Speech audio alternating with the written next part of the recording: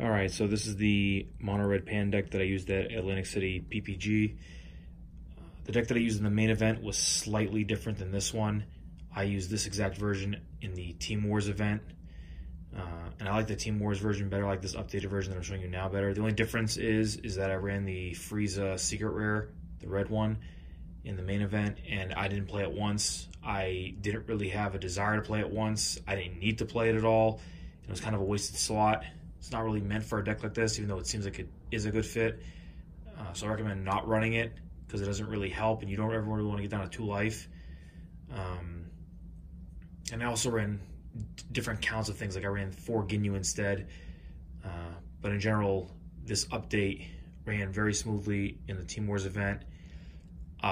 Combined both days, I lost one whole set to Willie Newsom, who topped nationals, really good player, against his Shenron deck in game 3, and then I lost 1 game in Team Wars against a Brawly Apes deck, and again, a very close game. The good thing about Pan is that Pan doesn't really ever get blown out because you can control the game. You control the pace, the tempo, depending on what you draw, and you can go many different avenues depending on who you play against, or rather what you play against. And the sideboard also helps with that.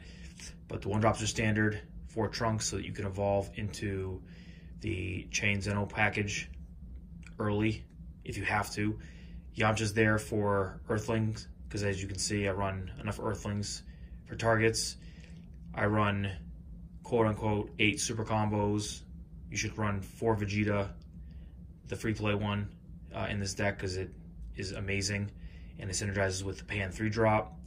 Legic helped a lot, as did Gohan. Digging Deep Vegeta is definitely a card that I would use in a deck like this. At first I didn't think it was that good, but then I realized that it's not really for awakening. It's more of like, yeah, sure, you can awaken, but late game, if your opponent doesn't really attack into you and you have 4 life or 3 life, you can end games very quickly by just dropping Digging Deep Vegeta, getting a pump from Pan, and then swinging out, using his effect to end the game. Ginyu, again, is a new addition to the deck. Helped a lot. It can steal a lot of targets. If your opponent gets complacent, you can turn the game around very quickly. For example, if they drop a Shenron, Figure of Majesty, if they drop a at all cost Vegeta, and they don't do anything with it, you can steal it on my turn, and then use their effect. That is after swinging with Ginyu as well, so you get like double swings. It's crazy. Pan, the 3-drop, has won me numerous games. I think it's a staple in all Pan decks. I want to say ×4, but you need to run at least 3. Hit, I ran a different ratio in different days depending, but I like 3. 4 seems too much, and the overall package changed just to fit the meta a little bit.